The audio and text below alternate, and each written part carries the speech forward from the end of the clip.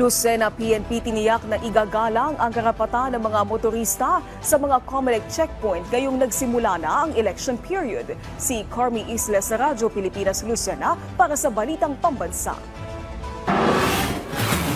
Hindi lang mga baril o armas na walang kaukulang permit mula sa Commission on Elections ang mahigpit na babantayan ng Lucena City Police, kundi maging mga kontrabando. Ito ang tiniyak ni Lucena City Chief of Police Lieutenant Colonel Dennis de Guzman kasabay ng pagsisimula ng border control checkpoints ng COMELEC ngayong election period. Para i-check po natin lahat ng vehicles or lahat ng motorists kung mayroong pinagbabawal na na mga firearms at mga all other contrabands na against the law. Paggamat bahagya makakaabala ang checkpoint sa mga motorista, ipinaliwanag ng PNP na ito ay alinsunod sa batas para matiyak ang kaligtasan ng publiko. Tiniyak din ng pambansang pulisya na may mga inilatag silang alituntunin, katuwang ang COMELEC upang matiyak na hindi malalabag ang karapatan ng mga motorista.